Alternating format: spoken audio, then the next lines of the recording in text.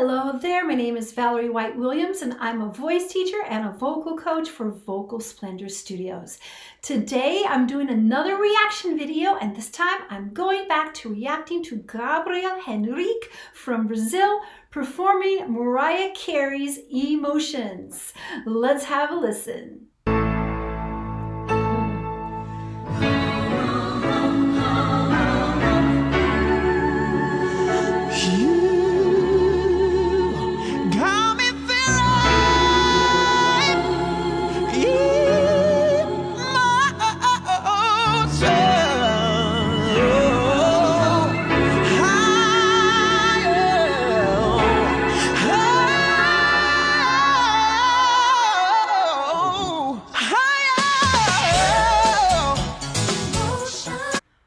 I've never heard that intro before. Now, maybe that was a different arrangement, but I was going, is this the right song or not?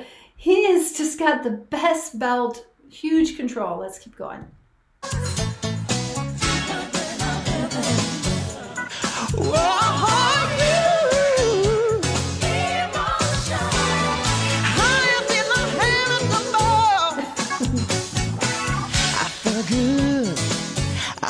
Nice.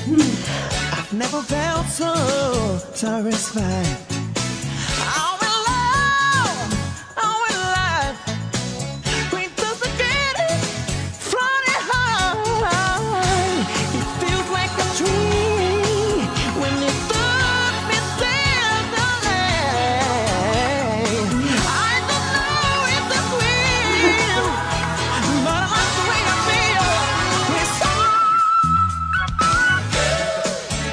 Okay, I have just to stop. This is one of the songs that I performed when I was playing with my drummer, singer, Phil. And this was one of my songs to sing, playing the keyboards. So I know this really well. It's a really tough song. And I'm still amazed by how he can sing these girl covers and still feel so masculine. Deeper they are ever bring us.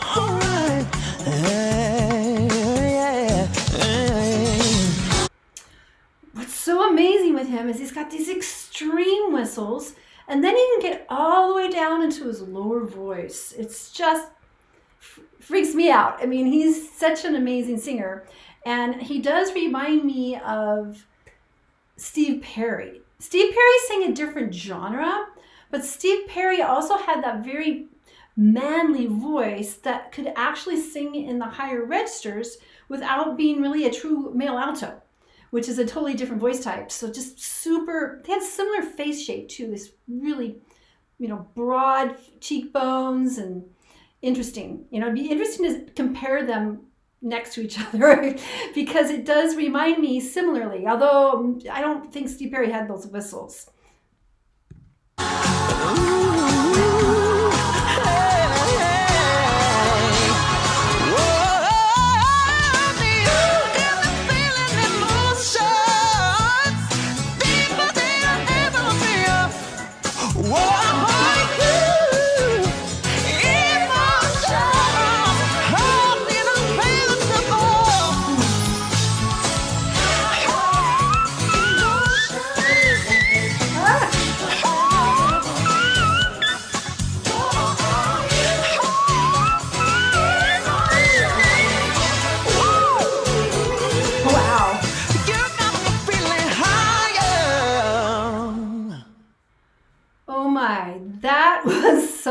fun blast from the past. Actually, I was in that band, I think, over 10 years ago. So I'm kind of like, yeah, did I ever sing that? I did, although I couldn't use my finger because I was always playing the keyboards. So different way, but yeah, I wish I could do that. He is such a talented singer, and it's been a while. I really enjoy his reactions. I really enjoy his performances, and he always gives, he does something different.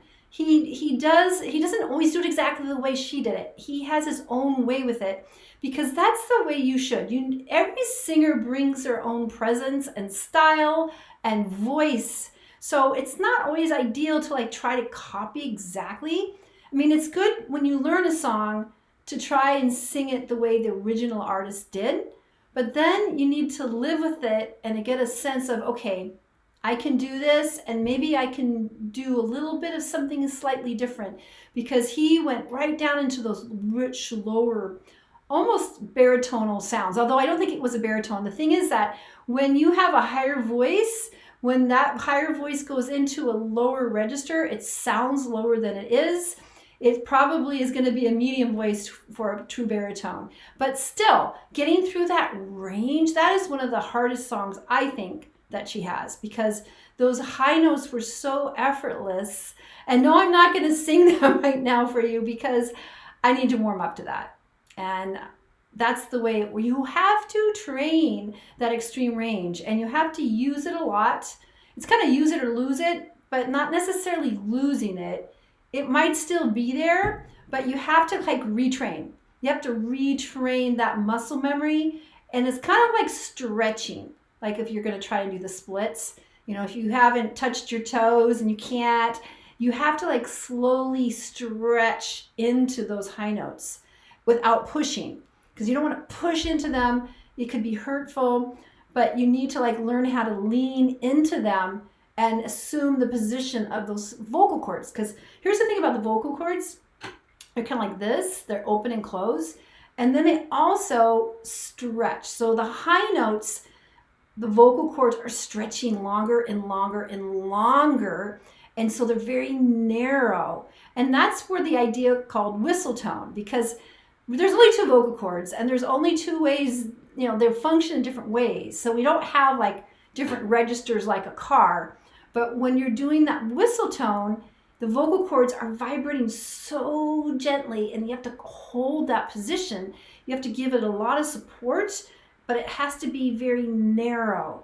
And the thing about those sounds is it sounds bigger in the room, but for the singer to feel them, you have to really get into that place. So when I was a college student and I auditioned for the vocal jazz choir, which is kind of a professional level group that I actually got into, my teacher told me that I had those high notes. I didn't think I had them because I was just following along in my audition material. It took me many years to actually consciously be able to hit some of those notes, because I had to train into it and feel the notes and use that breath energy and narrowness, because that's where that whistle is. It's very narrow and relaxed. And interestingly enough, there are a lot of men, Gabriel is one of them, and then Dimash, and there are others that have amazing whistle notes, sometimes easier than women. I know, it's not fair, but that whistle, really, you just have to kind of train it. And it has to be consistently, because once you train it, if you get away from it, you have to put it back in the voice. It's like athletes that take off season, and then they have to go back into spring training, and they're like, all right, I got to get this stuff back, because singers are vocal athletes. And when you're singing things like that are so high and need to be easy, because you don't want to put effort in it, because that's going to ruin the whole thing. You need to feel the ease in those notes, and then you have to train back into them. Because right now I haven't done any opera. I used to sing the Queen of the Night, and I would not sing it today, because if I were going to perform something like that, I would be training about 6 weeks in advance to get that voice back into shape to sustain those really, really high pitches in a way that was easy. because you don't get brownie points for singing high notes and you can tell that there's a lot of effort and they're like barely there. No, you want to make sure that they're solid. That's how it goes. And this was a solid performance, and I really heard better English. His English was really clear. I really appreciated that, and super enjoy his performance because he makes it his own. And that's what we want to do. We want to make it your own. So, all right, you Gabriel Henrique fans, let me know of any other performances I should react to. I know this was one that was requested, but I would love to react to more because it's really fun to hear great singing and it cheers me up. Also, and make sure that if you love Gabriel Henrique, make sure you subscribe and click on the bell so you get notified of all of my uploads. And also, I want to let you know my 2 free passion projects on Facebook. The first one is called YouTube Success Strategies, and that's where I'm coaching people how to succeed on YouTube. Because YouTube isn't necessarily intuitive. It's not only about making great content, but it's all the things that are on the back end that helps your videos get discovered. And so you can find all the information below in the description. And then the other group is called Creative Soul Alignment, and that's my hard group for people that are interested in spirituality and creativity. Because when we are creating, we are expressing our divine flow. We are all creative, whether you know it or not. And I also want to keep you in mind that we are here to create a world that works for all of us without creepy, unelected overlords telling us what to do. And once we all get on board with that visual, then we're going to make it happen. So don't forget that. All right, take care and I'll see you next time. Bye.